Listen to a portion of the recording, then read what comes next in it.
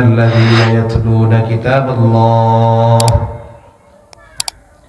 وأقاموا الصلاة وأنفقوا مما رزقناهم سرا وعلانية يرجون تجارة لن تبور। আমরা সকলে তো আল্লাহর গোলাম। সকলে কার গোলাম? সন্দেহ আছে? কথা বলেন, আমার সাথে কথা বলতে হবে, কারণ ওয়াজ নিয়ে যাইতে হবে। কানসু করলে হবে না। কানসু করলে কি হবে না? কানসু করলে ওয়াজ হবে না। সর্বপ্রথম আমার আগে নিয়ত ঠিক করা দরকার যে আমি শ্রোতাদেরকে আলোচনা করতেছি কি কান মাতানোর লিগে না দিলের ভিতর ঢুকানোর লিগে। এর আগে কথা যা বলবো আগে নিজেকে টার্গেট করে কথা বলতে হবে যে এর মুখাপেক্ষী আমি নিজে, এর মুখাতেব আমি, আমাকে টার্গেট করে কথা বলতে হবে। তারপরে যদি কিছু আলোচনা হয় তাহলে আমরা কার গোলাম? আরো জোরে বলেন, আরো জোরে বলেন না। হাই হাই, কয়েকদিন আগে নির্বাচন গেছে, তখন তো চিল্লি করছেন, টাকা পাইছেন, গেলেই 500 টাকা, এনে তো 1 টাকা নাই। আওয়াজ দিতে হবে, কি দিতে হবে? আল্লাহর নামটা মহব্বত করে নেন না, বলেন আল্লাহ। আরো জোরে বলেন আল্লাহ। ওই আল্লাহ ঘোষণা দিচ্ছেন ইন্নাল্লাযীনা ইয়াতলুনা কিতাবাল্লাহ ইন্নাল্লাযীনা ইয়াতলুনা কিতাবাল্লাহি ওয়া আকামুস সালাহ ওয়া আনফাকু মিম্মা রাযাকনাহুম সিররান ওয়া আলানিয়াতান ইয়ারজুনা তিজারাতান লান তাবুর। আল্লাহ তার বান্দাদেরকে সম্বোধন করে বলে, বান্দারে তোমরা হয়তো ধোঁকায় পড়ে যাইবা। আগের উস্তাদ যে নিয়ে আলোচনা করে গিয়েছেন, জন্ম থেকে নিয়ে ওই নামাজ পর্যন্ত আপনাদেরকে শিক্ষা দিয়ে গেছেন। বাচ্চাকে 7 বছরের নামাজের শিক্ষা দিবেন, 7 বছরের 10 বছর বয়সে মারপিট করবেন, 10 বছর বয়সে কি করবেন?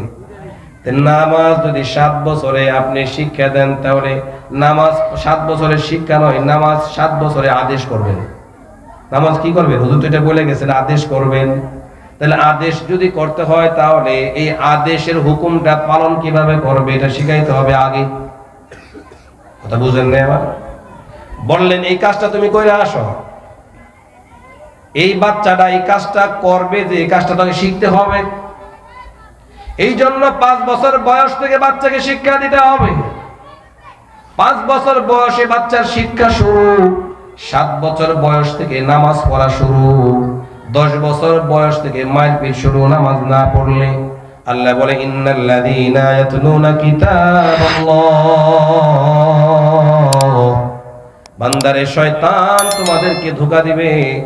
এই জন্য আমি আল্লাহ বলতেছি ইন্না, নিশ্চয়, আল্লাযীনা ইয়াতলুনা কিতাবাল্লাহ, যেই বান্দা আল্লাহর কালাম তেলাওয়াত করবে। কার কথা? আপনারা আমার দিকে তাকান, এখানে যা করে করো। ইন্নাল্লাযীনা ইয়াতলুনা কিতাবাল্লাহ, আল্লাহ বলে বান্দারে যারা আমি আল্লাহর কালাম তেলাওয়াত করবে। আল্লাহর কালাম কোনটা? কথা বলেন। এই যে আল্লাহর কালাম।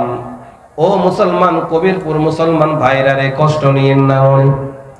আপনারা এখানে যারা বসছেন একটু ঠান্ডা মাথায় চক্ষু দুইটা বন্ধ করে চিন্তা করেন আপনি আল্লাহর কালাম পড়তে পারেন কিনা।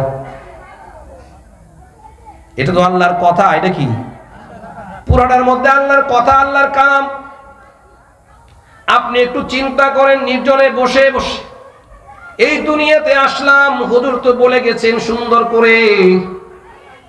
ও ভাই ভালো করে খেয়াল করেন, এই যে দুনিয়াতে আসছেন, কয় হুজুর কোরআন শিখার সময় নাই। কয় কোরআন শিখার সময় নাই কেন? কয় আল্লাহ পেট দিছে, তো এই পেটের জন্য রাস্তা রাস্তায় ঘুরতে হয়, বের হইতে হয়, জন্য কোরআন শিখার সময় নাই। কথা বল। এই যে বিশাল আসমান, বিশাল জমিনে উন্মুক্ত ঘুরতেছেন, আপনারা কি সরাসরি আসমান থেকে এখানে পড়ে গেছেন? কই থেকে আইছেন? মার গর্ভে ছিলেননি? কথা কন। মার গর্ভে ছিলেননি? মার গর্ভে আমরা সকলেই ছিলাম। কেউ 9 মাস, কেউ 9.5 মাস, কেউ 10 মাস ছিলাম। 4 মাস পরে রূহ আসছে। কয় মাস পরে? 4 মাস পরে রূহ আসছে। একটু কথাগুলো ঠান্ডা মাথায় বোঝার জন্য চেষ্টা করেন। রূহ আসার সাথে সাথে মানুষ যখন লড়াচড়া করে, আশপাশের দাদিরা শাশুড়ি জিজ্ঞেস করে, বৌমা তোমার পেটের মধ্যে লড়েনি? কয় জি আম্মা লড়ে। কয় এদিক লাড়া দেয়, এদিক লাড়া দেয়। আচ্ছা, একটা মানুষের মধ্যে যখন রূহ থাকে, ওই মানুষের কিসের প্রয়োজন? খানার প্রয়োজন। কিসের প্রয়োজন? কথা বলেন। ওই মানুষটার খানার প্রয়োজন, খাদ্যের প্রয়োজন। আমি আপনি যখন মায়ের গর্ভে ছিলাম, এই রেহেমের মধ্যে ছিলাম, খানা খাইছিনি না? না খাইয়ে পাচ্ছেন? কথা বল, কথা বুঝতেছেন না? আমি আর আপনি সেখানে খানা খাইছি কি দিয়া? খানা খাবার স্থান তো মুখ। খাইছেন কোন দিয়ে? কারণ একটা বারোকে জিজ্ঞেস করছেন মনকে, নিজের মনটাকে কখনো কি প্রশ্ন করেছেন? আরে আল্লাহ তো খানা পেটের মধ্যে দেওয়ার জন্য মাধ্যম দিয়েছেন মুখ। সুস্থ মানুষ মুখ দিয়ে আহার করবে, এটাই হচ্ছে নিয়ম। তো রূহ আসার সাথে সাথে তো আমার মুখটা কি ছিল না? আমার মুখটা তো ছিল, কিন্তু আমি মুখ দিয়ে আহার করি নাই। তার কারণটা কি? ও ভাই, মনটাকে একটু প্রশ্ন করছেননি? কোনো হুজুরে জিজ্ঞেস করছেননি? মুখ দিয়ে খানা না খেয়ে এই নাভি দিয়ে খানাটা আল্লাহ ঢুকাই দিয়েছে পেটের মধ্যে। মার নারকে এই নার নাভির সাথে ফিট করে দিয়েছে। মা যা আহার করেছে তার নির্যাস যে রক্তটা হয়, আহারের নির্যাস, ওই রক্তটা আমার পেটের মধ্যে গেছে নাভি দিয়ে। মুখ দিয়ে যায়? বলেন না, মুখ দিয়ে যায়? মুখ দিয়ে যায় নাই। তার কারণ হলো, ও ভাই, আল্লাহর কালাম হলো পবিত্র। আল্লাহর কালাম কি? আল্লাহর সত্তা, আল্লাহর জাত পবিত্র, আল্লাহর কালাম পবিত্র। এই মুখটাকে আল্লাহ পবিত্র রেখেছেন যাতে করে এই পবিত্র মুখে ওই খানাগুলো মার পেটের মধ্যে, যে রক্ত খেয়ে আমি মানুষ হয়েছি, যে রক্ত খেয়ে পেটের মধ্যে আমি লালিত পালিত হয়েছি, ওই রক্তটা হচ্ছে নাপাক। ওই নাপাক রক্ত আল্লাহ আমার আপনার পবিত্র মুখ দিয়ে ঢুকাই নাই। তার কারণ হলো, এই পবিত্র মুখ দিয়ে এই বান্দা জমিনে এসে পবিত্র সত্তার গুণগান গাইবে। আহারে মুসলমান, পৃথিবীর সব কিছু যা দেখতেছেন, কি আমি আর আপনি দেখি? কয়টা মাখলুক আমি আর আপনি দেখি? হাজারো হাজারো মাখলুকাত আমার চোখের অদৃশ্য আছে। কয়টা জন্তু আমি দেখেছি? কিছুই দেখি নাই। আহারে আল্লাহ যা কিছু বানানোর জন্য নিয়ত করেছেন, ইচ্ছা করেছেন, আল্লাহ কোন বলেছেন হয়ে গেছে, কোন বলে গেছেন হয়ে গেছে, কোন বলে গেছেন হয়ে গেছে। ও কবিরপুরের মুসলমান যুবক ভাই, কোন দিকে দৌড়াও? একটু চিন্তা করো, বসে বসে ব্রেনকে খাটাও। আল্লাহ তোমার দিমাগটাকে দিয়েছে খাটানোর জন্য, বিবেক খাটানোর জন্য। তোমার বিবেক খাটাইবা এই জন্য তোমাকে আল্লাহ মানুষ বানাইছে। গরুর হিসাব নাই, গরুর বিবেক নাই। ছাগলের হিসাব নাই, ছাগলের বিবেক নাই। তোমাকে আল্লাহ বিবেক দিয়েছে হিসাব করার জন্য। কথা বলেন, কথা বুঝতেছেন? আমার কষ্ট হচ্ছে? ভালো করে বুঝেন। এই মায়ের রেহেমের মধ্যে, মায়ের গর্ভে আমাকে দিয়েছে আল্লাহ। 4 মাস পরে রূহ আসছে, খানা দিয়েছে নাভি দিয়ে। ও মুসলমান, দুনিয়ার সব কিছু আল্লাহ বানাইছেন, কোন বলেছেন আর হয়ে গেছে, কোন বলেছেন হয়ে গেছে। আর আল্লাহ মানুষকে কোন আর ফায়াকুন বলেন নাই। ও মুসলমান, এই যে আমার গালটা দেখতেছেন, এই যে আপনার চোখটা দেখতেছেন, এই যে আপনার কপালটা দেখতেছেন, এই যে আপনার ভুরুটা দেখতেছেন, এই যে আপনার থুতনি দেখতেছেন, ঠোঁটগুলা দেখতেছেন, আপনাদেরকে আমি একটু জিজ্ঞাসা করি, যেই মায়ের রেহেমে 9 মাস থাকার পরে দুনিয়াতে আপনি আসলেন, এই পৃথিবীর মধ্যে শ্রেষ্ঠ কেউ, মায়া করনেওয়ালা, মোহাব্বত করনেওয়ালা, ভালোবাসনেওয়ালা কেউ যদি থেকে থাকে, তার নাম কি? কথা বলেন। তার মান ওই লোকটার নাম কি? মা। মা। দেখবেন সন্তান হাজার অন্যায় করার পরেও, সন্তান হাজার পাপ করার পরেও, হাজার সমাজের মধ্যে দোষী প্রমাণ হওয়ার পরেও, সকলেই সমাজ থেকে তাড়িয়ে দিলেও ওই মা সন্তানকে কখনো তাড়ায় না। কথা বলেন, তাড়ায়? দেখবেন, আপনারা দেখবেন, আপনাদের নলেজে অনেক ধারণা, ঘটনা জানা আছে। সন্তান চুরি করেছে, আত্মীয় স্বজন এলাকাবাসী মারপিট করতেছে, মার কানে আওয়াজ আসা মাত্রই মা দৌড়িয়ে এসে সন্তানের বুকের উপর পড়ে যায়, পিঠের উপর পড়ে যায়, আর বলে, তোমরা আমার সন্তানকে মেরো না, আমাকে যা মারার মারো। আচ্ছা বলেন তো, মা কি আমারে বানাইছে? কথা কোন? আমারে বানাইছে? আপনারে বানাইছে? না শুধু বারাকটার মতো রাখছে? হ্যাঁ, যে বাসায় আপনি ভাড়া থাকেন এই বাসার মালিক কি আপনি? এখন যদি দাবি করেন এই বাসার মালিক আমি, মায়ের একটা মাটিতে পড়বো? তাহলে ভাই, মা আমাকে বানাই নাই, মা আমাকে রেহিমের মধ্যে রাখছে। ওই মা রেহিমের মধ্যে রাখার কারণে আমার প্রতি, আপনার প্রতি মার মায়া এত আল্লাহ বাড়ায় দিস। আর যে আল্লাহ আমাকে বানাইছে, পৃথিবীর সব কিছু আল্লাহ অর্ডার করছেন, হুকুম করছেন, হয়ে গেছে। কিন্তু মানুষ না না না, তোমাকে আমাকে আল্লাহ হুকুম করছেন আর হই নাই। আল্লাহ আমার কত মহব্বত করে আল্লাহর কুদরতি হাত দিয়ে আমার গালটা বানাইছে। আর এই যদি চিন্তা হয়, হায় হায়, এই যে আমার বুড়োটার আল্লাহর কুদরতি হাত দিয়ে এভাবে আল্লাহ ফিট করছে, এই যে আমার গালটা আল্লাহ এভাবে গালটা ধরে ধরে ধরে ধরে ফিট করছে। প্রত্যেকটা মানুষের আল্লাহ ওই গালটা নিজের কুদরতি হাত দিয়ে বানাইছে, চোখটা আল্লাহর কুদরতি হাত দিয়ে বানাইছে, এই অঙ্গ প্রত্যঙ্গ গুলো আল্লাহ, এই কানগুলো, এই পেঁচগুলো আল্লাহর কুদরতি হাত দিয়ে আল্লাহ আমারে আপনারে বানাইছে। এবার মুসলমান চিন্তা করেন, তাহলে ওই আল্লাহর কি মায়া। আল্লাহ কয়, বান্দারে তোর মুখটা নাপাক হবে, এই জন্য ওই নাপাক রক্ত তোর মুখ দিয়ে আমি দেই নাই, আহার দ্রব্য পেটের মধ্যে ঢুকাই নাই। বান্দারে আমি আল্লাহ পৃথিবীর সব কিছু বলছি আর হয়ে গেছে, হুকুম করছি আর হয়ে গেছে। বান্দা তোরে হুকুম করছি আর হয়ে গেছস না? না, আমি আল্লাহর কুদরতি হাত দিয়া তোরে ধরে ধরে আমি আল্লাহ বানাইছি। ওই আল্লাহ দুনিয়াতে আসার আগে, সময় হওয়ার 2 মাস 2.5 মাস হওয়ার আগে বান্দা আমার কুদরত, বুকের মধ্যে কুদরতি আমি আল্লাহ দুধ ফিট করে দিছি। এখন আপনি খানা খেতে বসবেন, খানায় হাত দিয়েছেন, গরম লাগছে, মুখে দিবেন? হ্যাঁ, শীতের দিন ঠান্ডা খানা মুখে দিবেন না, গরম করে নিয়ে আসো। ইহসাস, অনুভূতি শক্তি আপনার চলে আসছে, কোনটা খারাপ, কোনটা মন্দ, কোনটা ভালো, এটা বোঝার শক্তি আপনার চলে আসছে। এখন হাড্ডি খাইতে পারবেন, সবকিছু খাইতে পারবেন। দুনিয়াতে আসার পরে যদি 1 জগ গরম পানি ওই বাচ্চার মুখে, আমার মুখে ডাইলা দিত, পুরা কি হয়ে যেত? কথা বলেন। আমি কুদরতুল্লাহ বুঝাইতেছি, আল্লাহর কুদরত। মুসলমান, কেন কোরআন শিখবা না? আসো, আমি বুঝাইতেছি তোমাদেরকে এগুলো। গরম পানি ঢাইলা দিলে কি অবস্থাটা হইতো, ঠান্ডা পানি ঢাইলা দিলে কি অবস্থাটা হইতো। এমন কুদরতি দুধ মার স্তরে আল্লাহ ফিট করলেন, যেই দুধটা না গরম, যেই দুধটা না ঠান্ডা, এমন উমা উমা দুধ আল্লাহ ফিট করলেন। এই মুখের মধ্যে, নরম গালের মধ্যে যেই পরিমাণ গরম দরকার, যেই পরিমাণ ঠান্ডা দরকার, ওই পরিমাণ গরম ঠান্ডা মিশ্রণ করলে আল্লাহ মায়ের স্তনে দুধ ফিট করে দিলেন। এ মুমিন মুসলমান, আস্তে আস্তে আস্তে আস্তে বড় হচ্ছে। এই যে 5 বছর বয়সে কোরআন শিখার কথা ছিল, এটা আমার উদ্দেশ্য ছিল আজকের আলোচ্য বিষয়। এখানে আমার আল্লাহ বলে, ইন্নাল্লাযীনা ইয়াতলুনা কিতাবাল্লাহ, নিশ্চয়ই যারা আল্লাহর কিতাব তেলাওয়াত করে। কার কিতাব?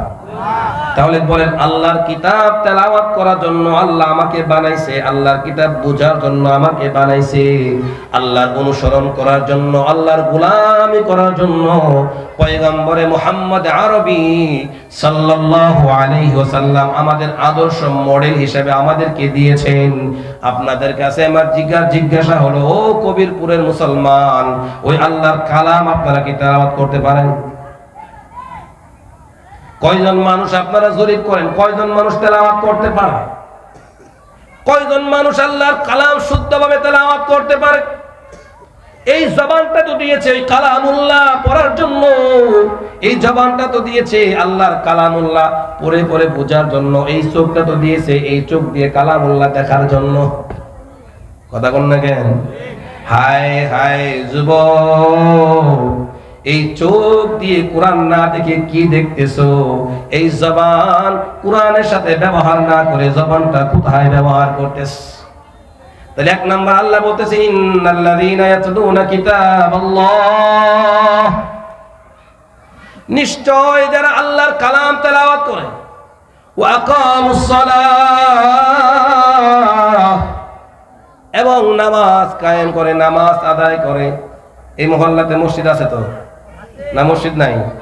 ইমাম সাহেবরা এখানে আছে, আমার মনে হয় হুজুররা এখানে আছে। হুজুরদেরকে যদি জিজ্ঞেস করি, হুজুর আপনি যে নামাজ পড়ান, ফজরের নামাজ পড়ান, এশারের নামাজ পড়ান, কয়জন মুসল্লি নিয়ে নামাজ পড়ান? আপনার মসজিদে কত ঘর সমাজভুক্ত একটা মসজিদ? এই মসজিদের আন্ডারে কতগুলা বাড়ি আছে? আমার মনে হয় বলবে হুজুর 100-200 আছে। হুজুর মুসল্লি পান কয়জন? হুজুর মাঝে মাঝে ফজরের মুসল্লি, মুয়াজ্জিন সবকিছু আমি একাই। সবকিছু আমি কি একাই? আমি একাই আযান দেই, একা একামত দেই, একাই নামাজ পড়াই। কই মুসল্লিগুলা গেছে কোথায়? কই হারাই গেছে। মুসল্লিগুলা কোথায় গেছে? হারায় গেছে। কয় মাঝে মাঝে 2-1টা মুরব্বী মানুষ পাওয়া যায়, কষ্ট নিয়েন না, মুরব্বীর এটা আবার ডেট ফেল। এটাও কি ফেল? ডেট ফেল, বয়স হয়ে গেছে, কোথাও আর পাত্তা পায় না। যুবক বয়সে নামাজ একক তো পড়েন, এখন ঘোরাঘুরি করছে, এখন বয়স হয়ে গেছে, গড়েও জায়গা নাই। বউ কই কেডর কেডর করলে চিল্লে পাড়া দেয়। ছেলের বউকে আব্বা চোখ করে থাকবেন। 4 হোস্টেলে মুরব্বীরা কয় এত কথা কয় না তো, কোথাও মুখ পায় না, এবার মসজিদে এসে বসে থাকে। যা হোক, তারপরে তো আল্লাহ আনছেন মসজিদে, বোঝার জন্য বললাম। ও যুবক, যুবক রে, কোন দিকে দৌড়াও? একটু চিন্তা করো, তোমার জন্মের ইতিহাস চিন্তা করো, তোমার পিছনের ইতিহাসের দিকে লক্ষ্য করো। এই জন্য আল্লাহ বলে ইন্নাল্লাযীনা ইয়াতলুনা কিতাবাল্লাহ, 1 নাম্বার গুণ, যেই বান্দা আল্লাহর কালাম তেলাওয়াত করবে, 1 নাম্বার গুণ। 2 নাম্বার ওয়া আকামুস সালাহ, এই ওয়া আকামুস সালাহ, নামাজ আদায় করবে। নামাজ নামাজ নামাজ নামাজ। কবিরপুরের মুসলমান রে, আল্লাহর পরে সবচেয়ে স্থান বড় কার? বিশ্বনবী সাইয়্যিদুল আম্বিয়া হুদাল্লিল আলামিন শাফিউল মুজনিবিন জনাবে মুহাম্মাদুর রাসূলুল্লাহ সাল্লাল্লাহু আলাইহি ওয়াসাল্লাম, দুজাহানের সরদার। তিনাকে রাষ্ট্রের প্রস্তাব দেওয়া হয়েছে, সুন্দর নারীর প্রস্তাব দেওয়া হয়েছে, রাজত্বের প্রস্তাব দেওয়া হয়েছে, ক্ষমতার প্রস্তাব দেওয়া হয়েছে। বলতেছেন শুধু তোমার দাওয়াতকে বন্ধ করো, তোমার এই কালিমাতুল্লাহ আলাই কালিমাতুল্লাহ বন্ধ করে দাও, তোমাকে সব দিব। ওয়া আকামুস সালাহ, ওয়া আকামুস সালাহ। রজব মাস, রজব মাস না এটা? রজব মাসের আজকে 8 তারিখ মাগরিব থেকে শুরু হয়ে গেছে। ও মুসলমান, নামাজ যে আদায় করো না, নামাজ যে পড়ো না, এ যুবক কথাটা ভালো করে শোনো। তুমি তো আজকে মডেল সাজতে যাচ্ছ, মডেল যুবক, স্মার্ট পুরুষ। পৃথিবীর মধ্যে আমার নবী কলিজার টুকরা হাবিব সরদারে দো আলম, সরকারে দো আলম মুহাম্মাদুর রাসূলুল্লাহ সাল্লাল্লাহু আলাইহি সাল্লামের মতো স্মার্ট পুরুষ পৃথিবীর জমিনে অদ্বিতীয় আর কেউ আসবে? হে যুবক, সেই নবীর কি দুষ্টা ছিল, কি সমস্যা ছিল? কত সুন্দর নুরানি চেহারা ছিল, হায় হায় কি মায়াবী চেহারা ছিল আল্লাহর রাসূলের। হায় হায় কি সুন্দর চেহারাই না ছিল। আম্মা জান আয়েশা বলতো, জমিনেরও একটা সূর্য আছে, আসমানেরও একটা সূর্য আছে, আমারও একটা সূর্য আছে। আসমানের সূর্যটা উদিত হয় ফজরের পরে, আর আমার সূর্য উদিত হয় রাত এশারের পরে। হায় হায় কি মহামানব তুমি আর আমি পেয়েছি কবিরপুরের যুবক। সেই নবী দাঁড়ে দাঁড়ে দাঁড়ে দাঁড়ে মানুষের কাছে কাছে গিয়ে দাওয়াত দিচ্ছে, আসো নামাজের দিকে আসো, আসো নামাজ পড়ো, তাওহীদকে মানো, আল্লাহকে মানো, আমি নবীকে শেষ নবী হিসেবে মানো, মূর্তি পূজা ছেড়ে দাও। আল্লাহ রাসূল সাল্লাল্লাহু আলাইহি ওয়াসাল্লাম দাওয়াত দিতে গিয়ে কত নির্যাতনের শিকার হয়েছে। একবার ওই হাতিমে কাবার মাকাম ইব্রাহিমের পাশে যারা হজ করতে গিয়েছেন, ওখানে দাঁড়িয়ে দাঁড়িয়ে আল্লাহ রাসূল নামাজ পড়তেছেন। নামাজে দাঁড়িয়েছেন। এই যুবক কথাটা ভালো করে খেয়াল করেন, আল্লাহ রাসূল নামাজে দাঁড়িয়েছেন, নামাজ পড়তেছেন। আবু জেহেল তার চেলা চামুন্ডা সৈন্য বাহিনীদেরকে নিয়ে ওই কাবার চত্বরে এসে বলতেছে, এই যে মুহাম্মদ নামাজ পড়তেছে, তোমাদের মধ্যে এখানে কে আছে ওই যে ডাস্টবিন আছে পাশে, ওই ডাস্টবিন থেকে পচা উটের ভুঁড়ি নারী ভুঁড়িগুলো নিয়ে এসে ওই মুহাম্মদের গর্দানের উপর ঢেলে দিতে কে পারবে? কম বক্ত নালায়েক উকবা ইবনে আবি মুঈত বলল, লিডার আমি আছি। মুহাম্মদ সাল্লাল্লাহু আলাইহি সাল্লামের গর্দানের উপর উটের পচা ভুঁড়ি ঢেলে দেওয়ার জন্য আমি উকবা ইবনে মুঈত তৈয়ার আছি। হায় হায় মুসলমান, উকবা ইবনে আবি মুঈত ওই ময়লার ডাস্টবিন থেকে ওই উটের পচা ভুঁড়ি নিয়ে আসছেন। আল্লাহর রাসূল সাল্লাল্লাহু আলাইহি ওয়াসাল্লাম যখন সিজদায় গিয়েছেন, ওই কমবখ্ত নালায়েক আল্লাহর রাসূলের গর্দানের উপর উটের পচা ভুঁড়ি ঢেলে দিয়েছেন। আল্লাহ রাসূল সাল্লাল্লাহু আলাইহি ওয়াসাল্লাম উটের পচা ভুঁড়ি এত ওজন, আল্লাহর রাসূল সিজদা থেকে মাথা উঠাবে এই শক্তি পাচ্ছে না। দূর থেকে কলিজার টুকরা মেয়ে ফাতেমা এই দৃশ্য দেখে বাবার কাছে দৌড়ে আসছে, দৌড়িয়ে এসে ওই পচা উটের ভুঁড়িগুলো সরিয়ে দিয়েছে। এরপর আল্লাহর রাসূল সিজদা থেকে উঠছেন। ওই আল্লাহ রাসূল যে সিজদার মধ্যে লড়াচড়া করতেছেন, উঠতে পারতেছেন না।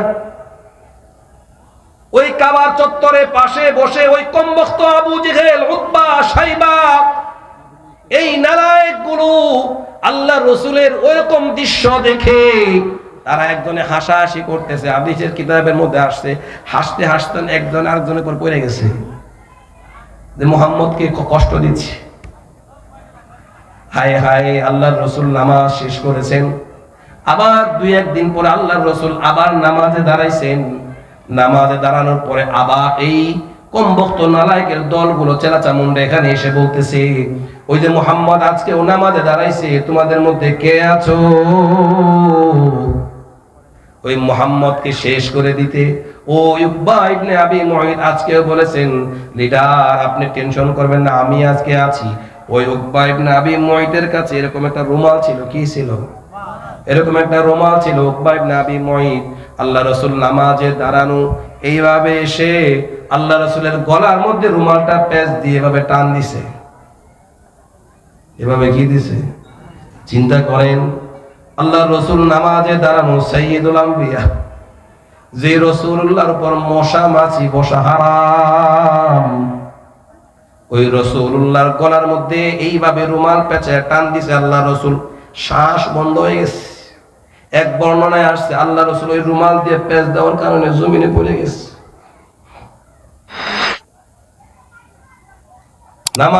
নামাজ প্রতিষ্ঠা করার জন্য আবু বকর রাদিয়াল্লাহু তাআলা ওই দৃশ্য দেখে দৌড়ে আসছে, বলতেছে, কি সমস্যা তোমাদের কাছে? এই লোকটা কি চায়?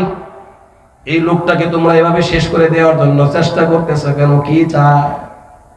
যুবক, কবিরপুরের যুবক, হায় হায়, তোমাদের দুটো পায়ে ধরে বলে যাই, আল্লাহ বলতেছেন, ইন্নাল্লাযীনা ইয়াতলুনা কিতাবাল্লাহ ওয়া আকামুস সালাহ, যারা কোরআন পড়তে পারো না, কোরআন শিখো নাই, আমি উলামায়ে কেরাম এখানে হযরত যারা আছেন তাদেরকে অনুরোধ করে যাব, মাইকের আওয়াজ যতদূর যাচ্ছে, ওলামা হযরতের কানে যতদূর আওয়াজ যাচ্ছে, তাদেরকে বিনীতভাবে অনুরোধ করে যাব, প্রত্যেকটা মুসল্লিদেরকে এই কোরআন শিক্ষার দাওয়াত দিবেন। কোরআন শিখেন, কোরআন শিখেন, কোরআন শিখেন। এরপর নামাজে দাঁড়ান, নামাজ পড়েন।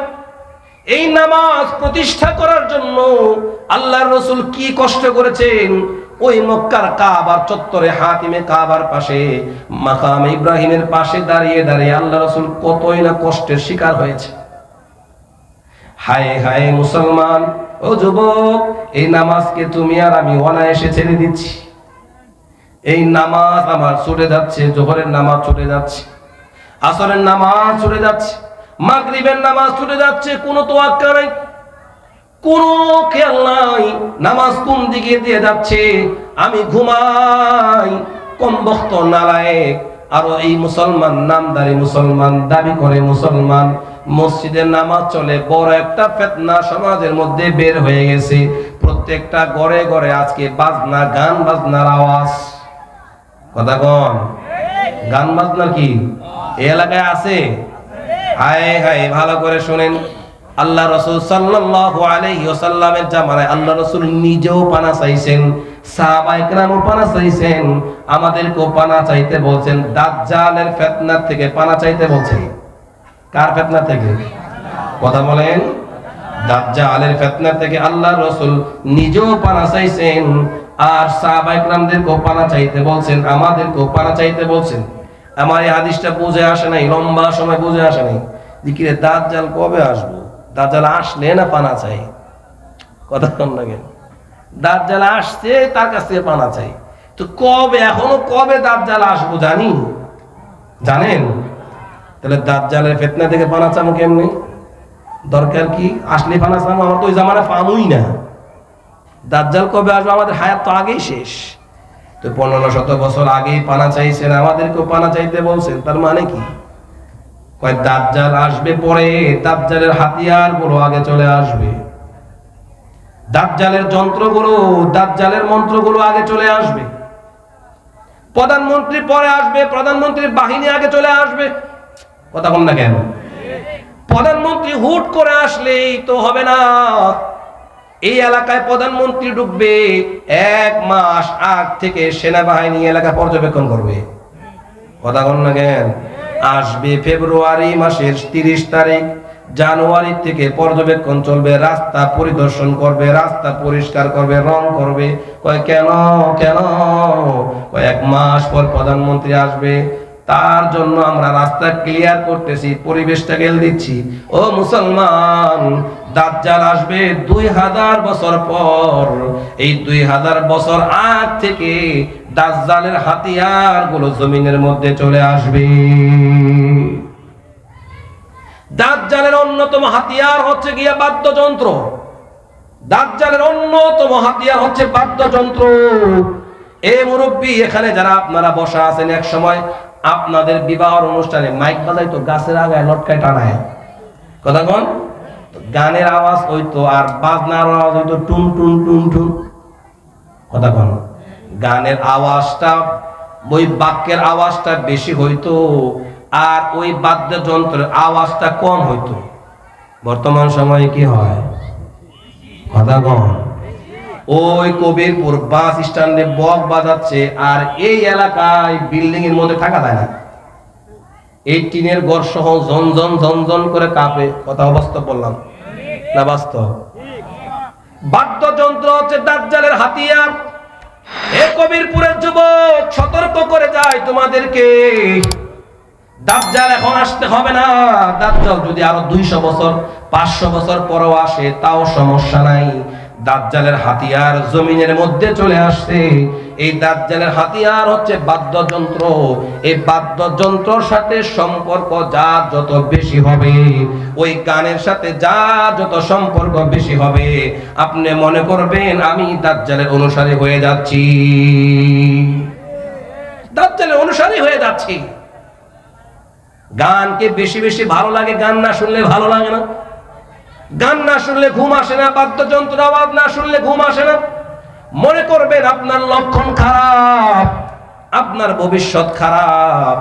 এই জন্য কবিরপুরের যুবক ভাইদেরকে 2টা পা ধরে বলে যায়, ভাই রে, রাতের বেলা বিছানায় শুয়ে শুয়ে ওই নর্তকী দেখে দেখে, গান বাজনা দেখে দেখে রাতের ঘুমটা ঘুমায় না, রাতের ঘুমটা ঘুমায় না। আল্লাহ বলে, ইন্নাল্লাযীনা ইয়াতলুনা কিতাবাল্লাহ ওয়া আকামুস সালাহ।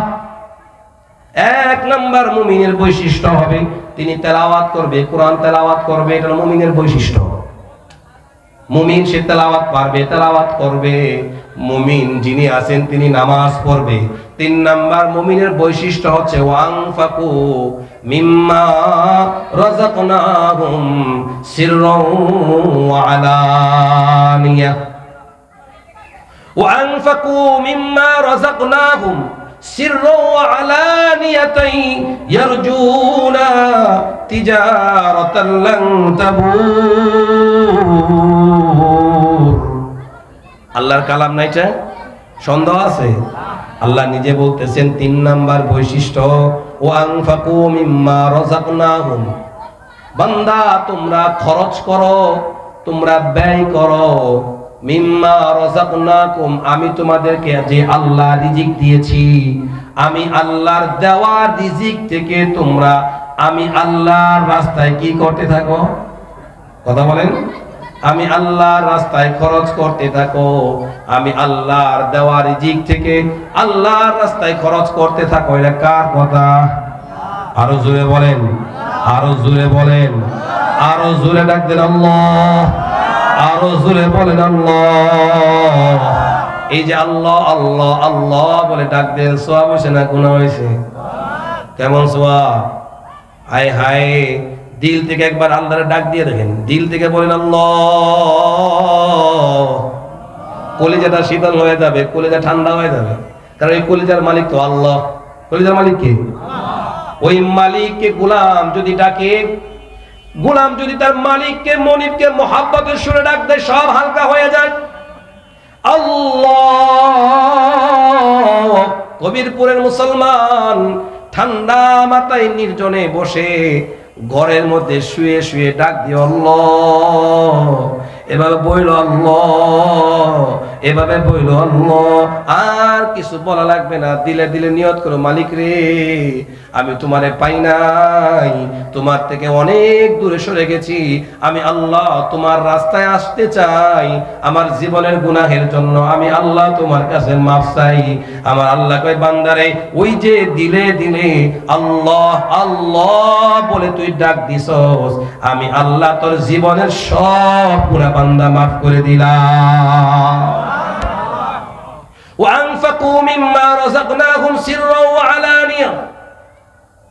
আল্লাহ বলে বান্দারে, আমি যেই রিজিক দিয়েছি তোমাকে, যা দিয়েছি, বলে নাই যে ধনীদেরকে রিজিক দিছি, কথা বলছে।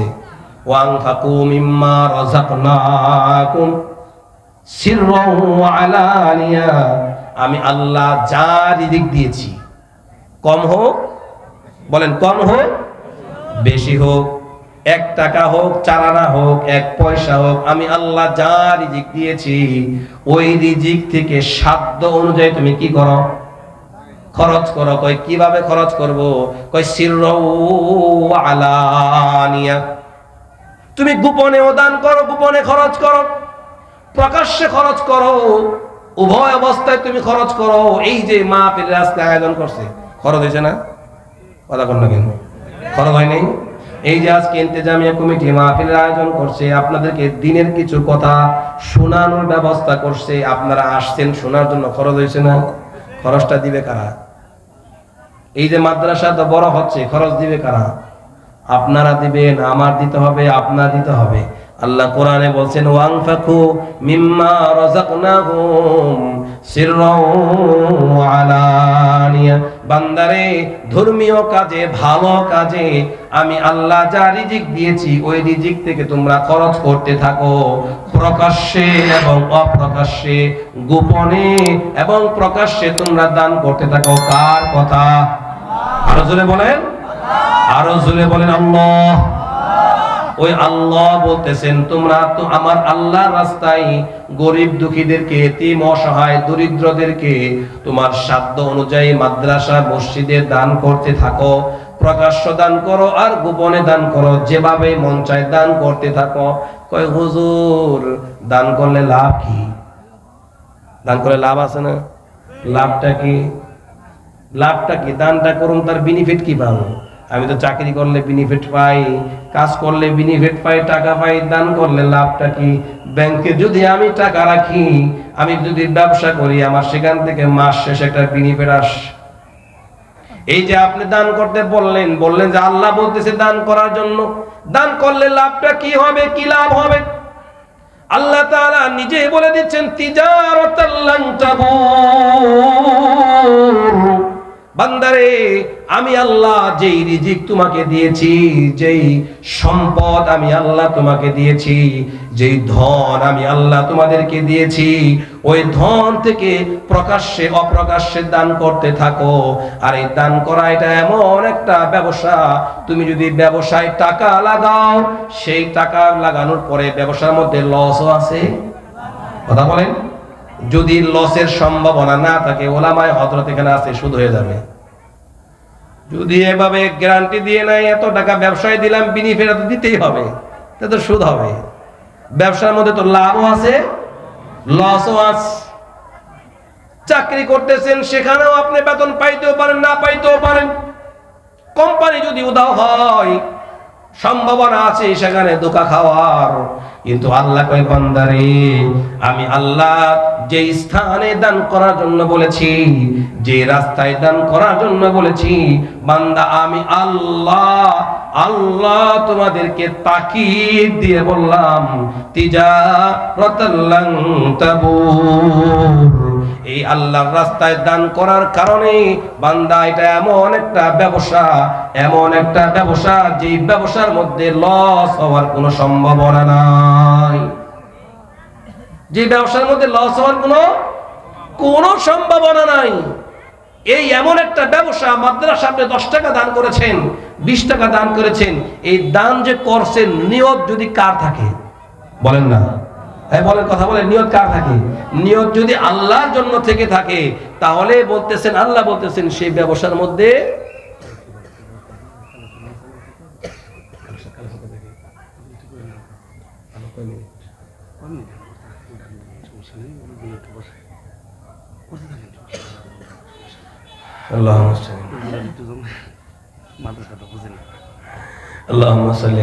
আমরা একটু এগিয়ে আসি, কষ্ট হচ্ছে আপনাদের কষ্ট হচ্ছে, শেষ করে দেব, একটু এগিয়ে আসেন ভাইরা, কষ্ট হচ্ছে আপনাদের দাঁড়ায় থাকতে, একটু বসেন, ফায়দা হবে ইনশাল্লাহ। ধর্মীয় আলোচনা শোনার জন্য আসছি, দিনই কিছু কথা শোনার জন্য আসছি, অবশ্যই ইনশাল্লাহ কি হবে, ফায়দা হবে না ইনশাল্লাহ। আলোচনা শুনলে অবশ্যই শয়তানের যে কি কষ্ট হচ্ছে, এটা আমি আর আপনি বুঝতেছি না, শয়তান বুঝতেছি কি কষ্টটা হচ্ছে। শয়তান চিন্তা করতেছে, এইখানে যে মানুষগুলো আসছে, যদি হেদায়েত পেয়ে যায় তাহলে তো আমার নসিব খারাপ। যদি হেদায়েত পেয়ে যায় তাহলে তো কি আমার নসিব খারাপ, আমার ভবিষ্যৎ খারাপ। এত পরিশ্রম করলাম, এত কষ্ট করলাম, আর যদি সব শেষ হয়ে যায় তাহলে তো সব শেষ। শয়তান আল্লাহর সাথে ওয়াদা করেছে, আল্লাহ আপনি আমারে বিতাড়িত করে দিলেন, আপনি আমারে বের করে দিলেন, আল্লাহ আপনার দরবার থেকে আমার তাড়ায় দিলেন, আপনার কাছে একটা আমি চাই। কই কি চাস? কই আল্লাহ আমি এটা চাই, আপনার বান্দার রগে রগে আমি ঢুকবো, শ্বাস প্রশ্বাসের মধ্যে আমি ঢুকে যাব, ভিতরে রগের মধ্যে ঢুকে ধোকা দেব।